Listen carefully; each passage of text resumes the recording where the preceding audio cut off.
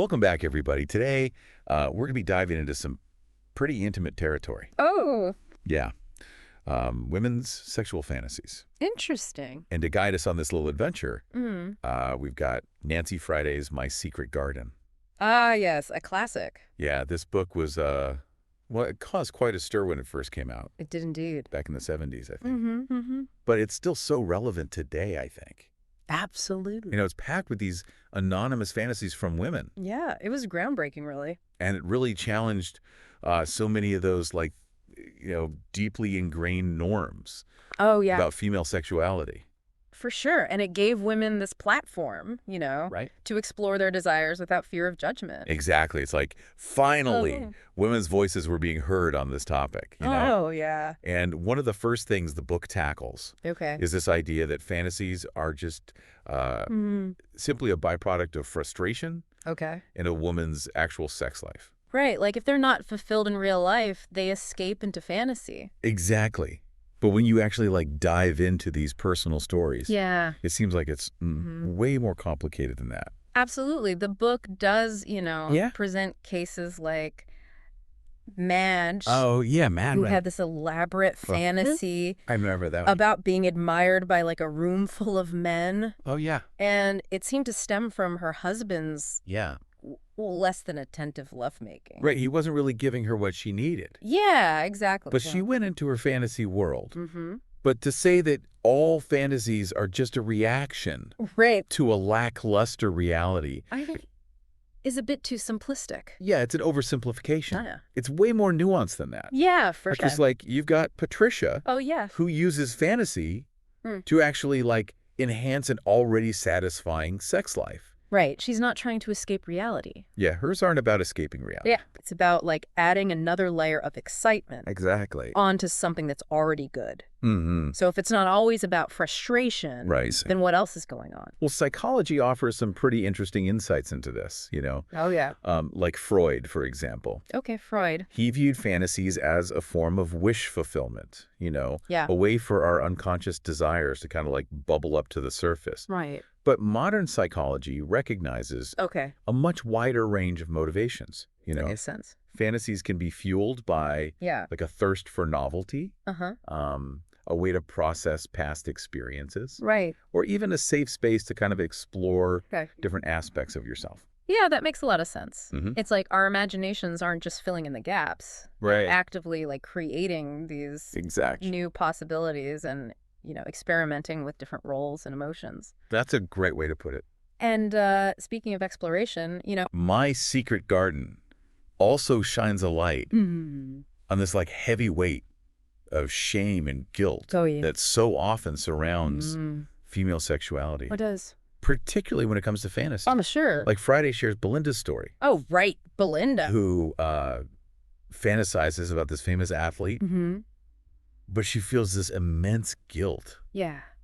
about keeping it from her husband. It's heartbreaking. It is. It's like Yeah. society just bombards women with all these messages about, Right. what good girls should and shouldn't Yeah. think about, Absolutely. And it's no wonder that Yeah. so many women internalize that shame Yeah. and feel like they have to keep their fantasies secret, For sure. even if they never act on them. It speaks to the power of societal conditioning, Right. For a lot of women, this means internalizing secrecy around their desires. Yeah.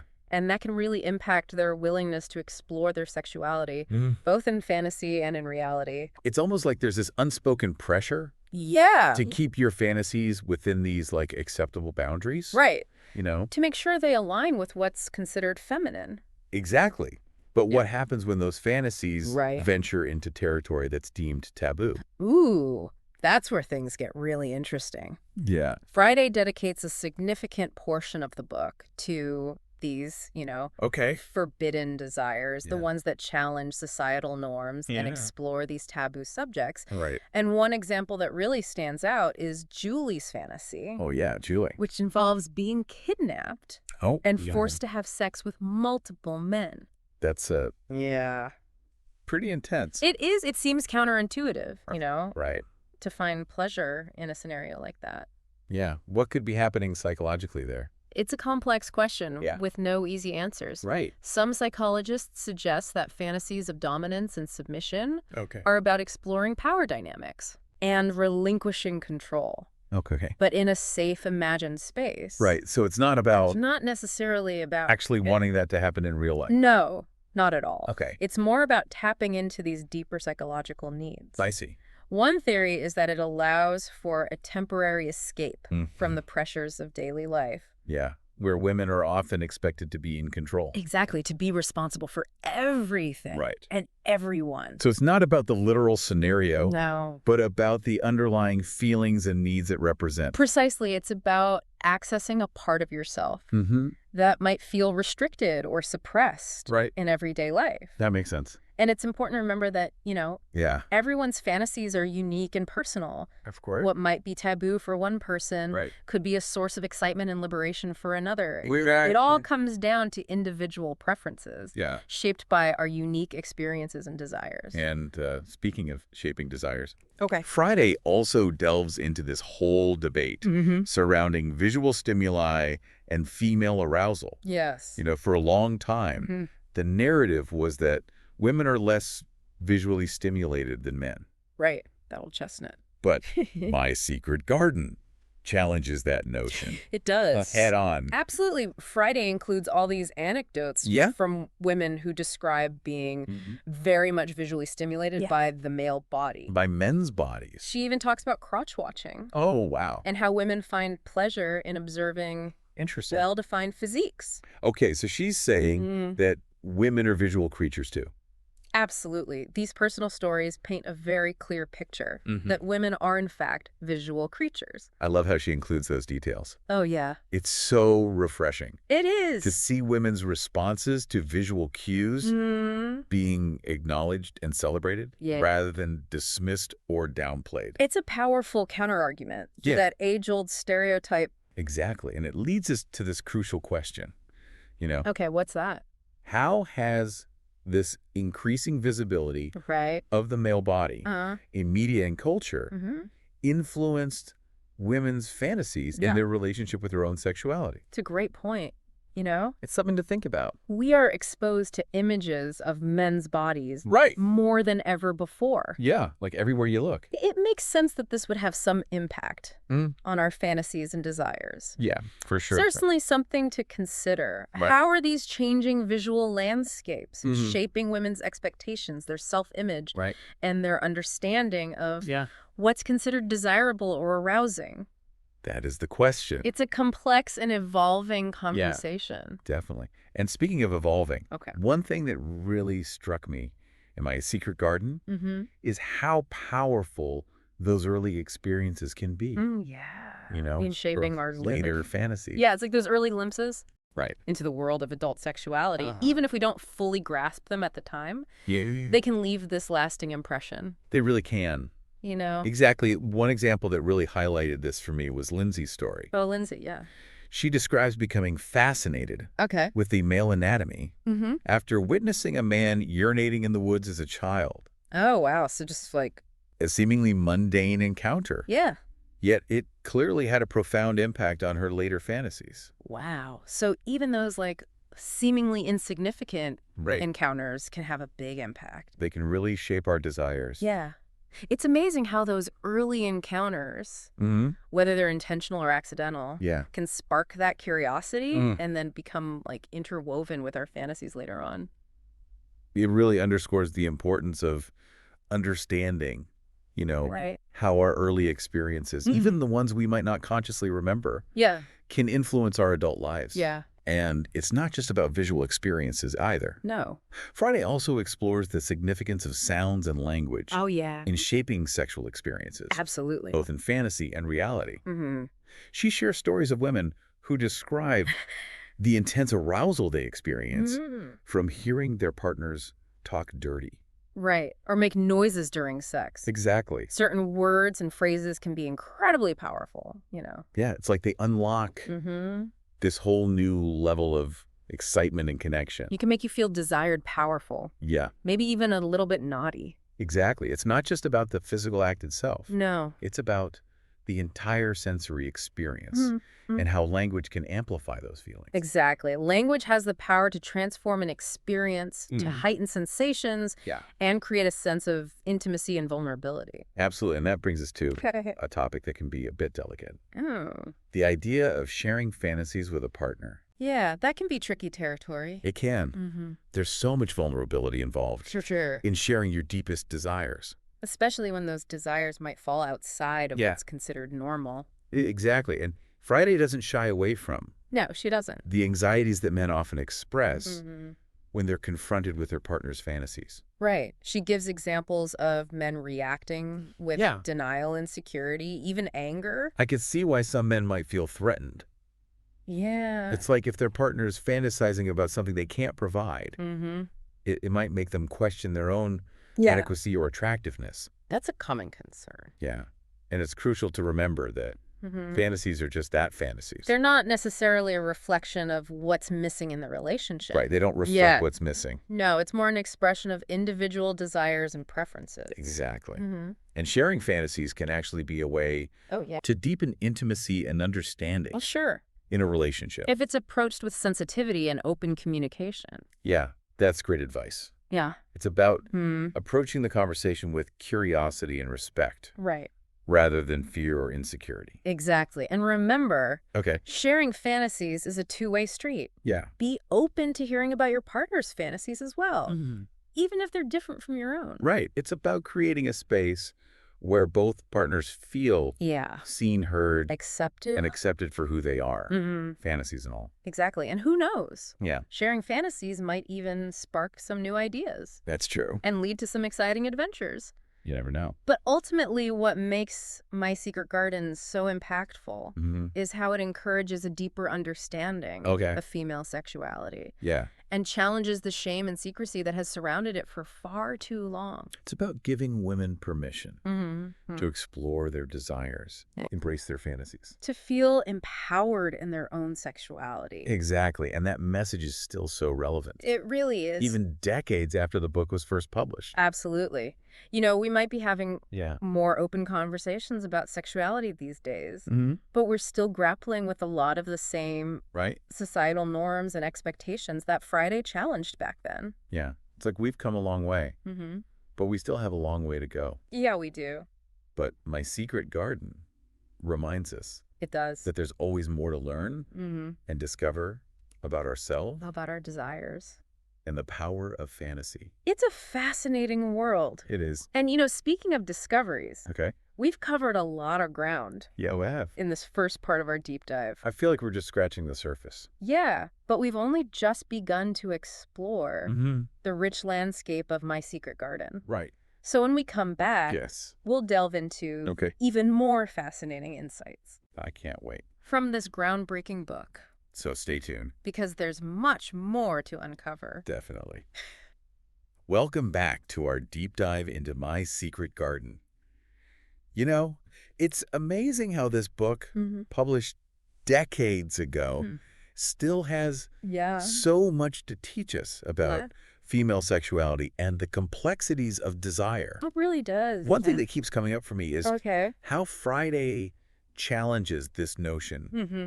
that women are Yeah. less visually stimulated than men. Right. It's like that old stereotype just won't go away. It's like, come on, people, we're in the 21st century. I know, right? But Friday's book, like, Mm-hmm. throws a whole bucket of cold water Yeah. on that idea. She does? She talks about how women check out men's bodies. Mm-hmm.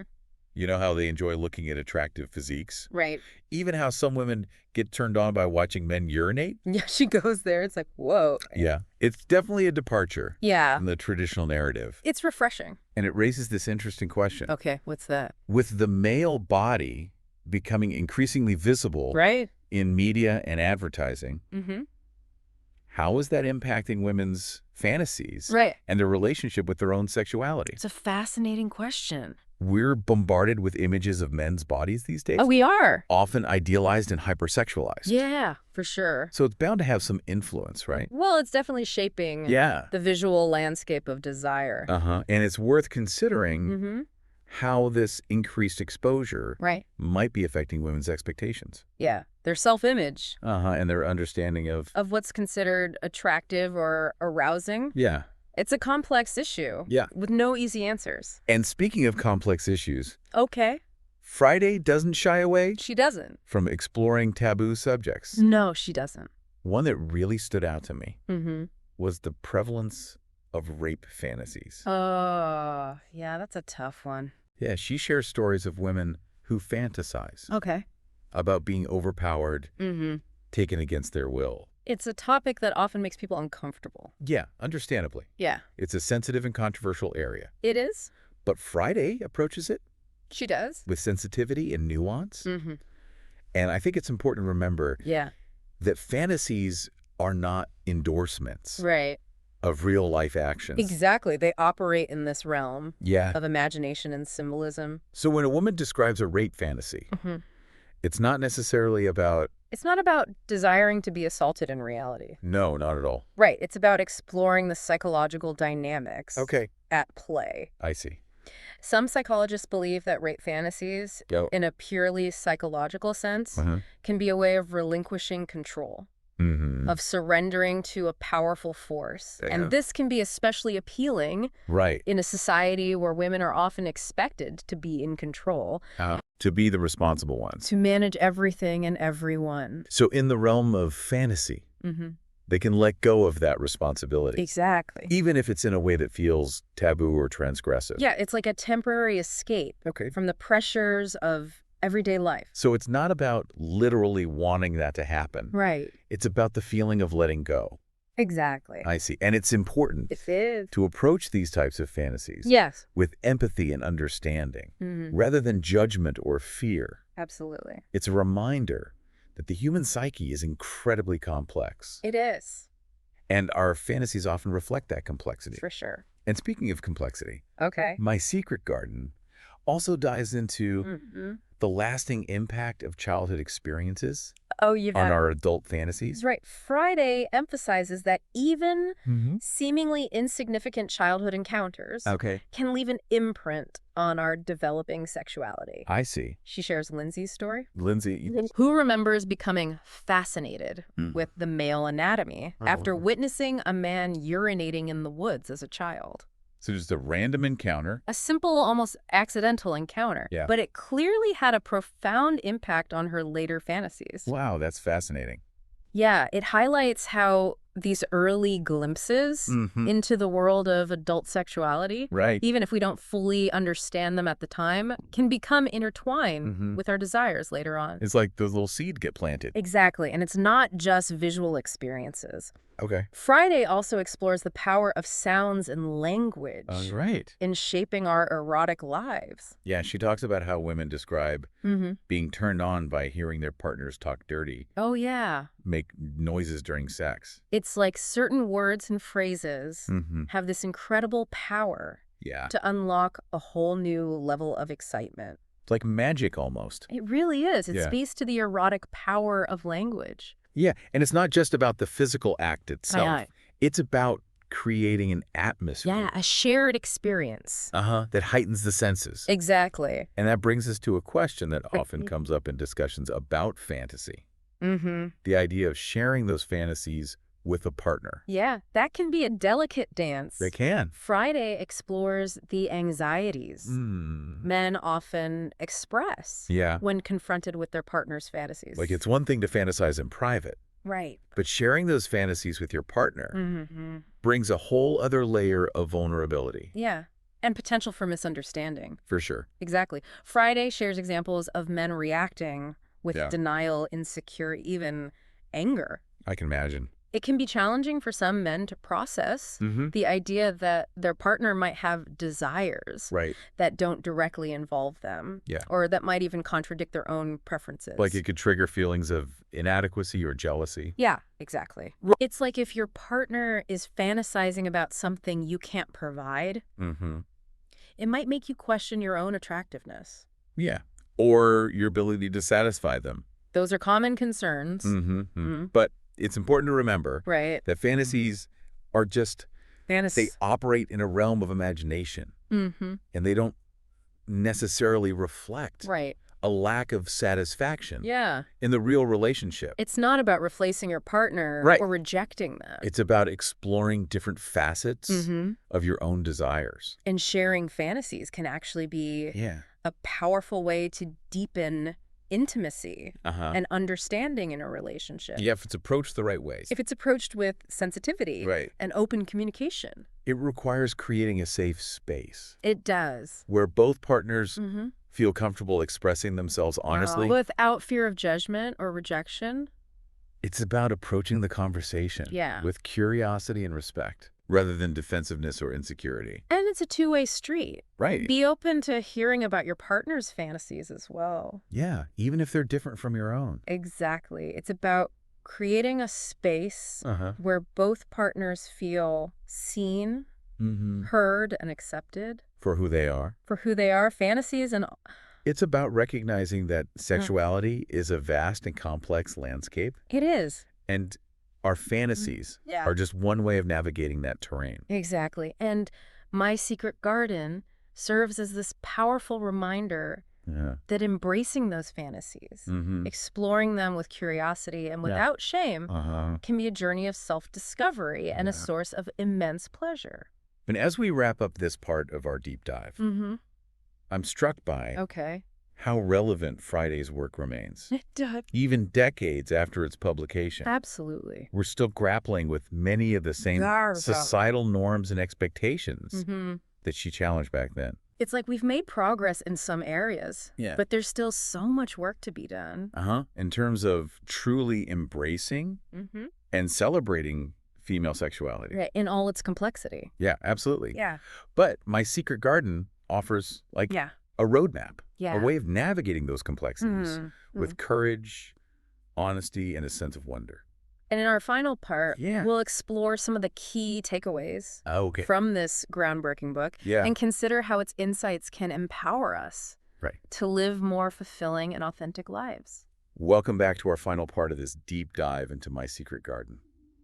We've explored so much about women's fantasies, the role of frustration and guilt, the impact of visual stimuli and childhood experiences.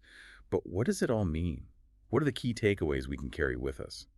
You know, it's been quite a journey through the landscape of female desire, and I think one of the most powerful takeaways from My Secret Garden is the sheer diversity and complexity of those desires. Friday really shatters the myth of a singular female sexuality. Right. And reveals this kaleidoscope of individual experiences, Yeah. preferences, and fantasies. It's like she throws open the doors to the secret garden and says, look, there's no one right way to be a woman. No one right way to experience desire. Exactly. Yeah. And that in itself is incredibly liberating. You know, Yeah. it gives women permission to embrace their own unique desires, to explore what turns them on without judgment or shame. And it challenges us to rethink those societal norms and expectations that try to put women's sexuality in a box. Absolutely. For so long, women have been told what they should and shouldn't feel, what's acceptable and what's taboo. Right. But Friday's work encourages us to question those assumptions, to dismantle those limiting beliefs, and to celebrate the full spectrum of female desire. It's about reclaiming our sexuality, owning it, and defining it for ourselves, rather than letting society dictate it for us. And that's a powerful message, especially in a world that still tries to control and commodify women's bodies and desires. Another key takeaway for me is the importance of open and honest communication, especially when it comes to sharing fantasies with a partner. Friday doesn't shy away from the challenges and anxieties that can arise, Right. but she also highlights the potential for deeper intimacy and understanding. It can be scary to reveal your most intimate desires, especially if you fear judgment or rejection. Mm-hmm. But when those fantasies are met with curiosity and respect, Right. it can create a space for incredible vulnerability and connection. Exactly. It's about creating a safe space where both partners feel comfortable expressing themselves, exploring their desires, and maybe even discovering new facets of themselves in their relationship. And it's about recognizing that fantasies are just that, fantasies. Exactly. They don't have to be acted out in real life, and they don't diminish the love and connection we feel for our partners. Absolutely. Fantasies are part of our inner world, a way of tapping into our deepest desires and exploring different aspects of ourselves. Right. And sometimes simply acknowledging and accepting those fantasies can be incredibly liberating, even if we never share them with anyone. It's about embracing the full complexity of who we are, desires and all.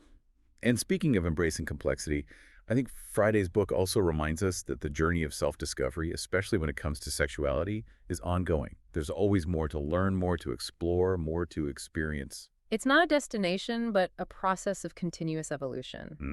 And My Secret Garden serves as a powerful reminder to approach that journey with curiosity, courage, and a sense of wonder. It's about reclaiming our right to pleasure, to explore our desires without shame or judgment, and to create a world where all women feel empowered to embrace their authentic selves. And as we wrap up this deep dive, I encourage everyone listening to reflect on what resonated with you most from My Secret Garden. What insights did you gain? What questions are you still pondering? And how can these insights guide you on your own journey of self-discovery and sexual empowerment? It's a journey worth taking, a garden worth exploring. And remember, there's no right or wrong way to do it. It's about finding what works for you, what brings you joy and fulfillment, and creating a world where all desires are celebrated and honored.